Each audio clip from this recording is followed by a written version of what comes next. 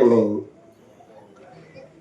இந்த மேடைக்கு கொண்டு வந்த புரட்சி கலைஞர் ஜெயகாந்த் அவர்களின் ஆசையில் திரு எல்கேஎஸ் அவர்களுக்கும் பிரேமலதா விஜயகாந்த் அவர்களுக்கும் இந்த மேடையில் நான் நன்றியை சொல்ல கடமைப்பட்டு இருக்கேன். ஏன்னா நான் அவங்க ஆஃபீஸ் பாய் தட்டு கழுவிட்டு இருந்தேன். சரி அவர் நினைச்சா கொஞ்சம் கஷ்டமா இருக்கு. இந்த மேடையை நான் எப்படி நிற்கணும்னு அவர் ஆசைப்பட்டேன். அந்த ஆசையை நான் நிறைவேற்றிட்டேன்.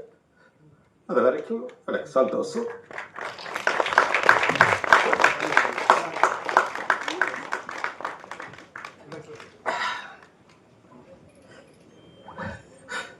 எனக்கு என்ன சொல்றது தெரியல. அவர் இந்த வேலையில் இல்லாத எனக்கு வருத்தமா இருக்கு. மன்னிச்சிருக்க. என் கூட தான் இருக்கிறாரு அவர். நான் எங்கேயும் போகல. இங்கே தான் ஏதோ பக்கத்தில் உட்காந்துட்டு இருக்கிறாரு.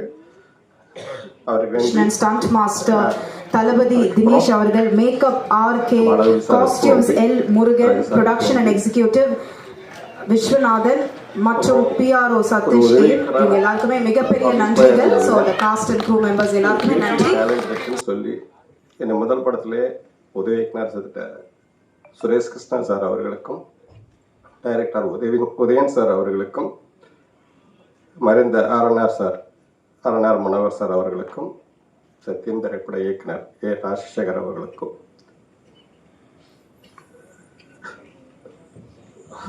என்னோட டேலண்ட்டை கொண்டு போட்டு மறைந்த மேனேஜர், ஏன்னா அவங்க இல்லைன்னா நான் அந்த மேடையில் கிடையாது. ராதாகிருஷ்ணன் இறந்துட்டாங்க. மல்லியம்பட்டி மாதவன் சொல்லி அவங்கள எல்லாருக்குமே தெரியும். அவங்களாம் இல்லைன்னா சத்தியம் அந்த மேடையில் நான் கிடையாது. எல்லாருக்கும் நன்றி. சென்னையில் ஊரில் டெய்லர் வேலை பார்த்துக்கிட்டு இருந்தேன். அப்போ சின்ன சின்ன கதையெல்லாம் நாடகம் இதெல்லாம் எழுதும்போது எங்கள் அப்பா நாடகத்தில் நடிப்பார். அவரை பார்த்து எனக்கு நடிக்கணும் அப்படின்னு ஒரு ஆசை இருக்கும். அப்புறம் நான் எங்கே நடிக்கிறது இருக்கும்போது நானே பசங்களை வச்சு கதையெல்லாம் எழுதி சின்ன பசங்களை வச்சு நாடகம் போட்டுக்கிட்டு இருந்தேன். அப்படி இருக்கும்போது என்னோட இதை பார்த்து எல்லாரும் சென்னைக்கு போய் சினிமா வேலை ஏன்டா பார்க்குறேன் இங்கே இருக்குன்னு சொல்லுவாங்க.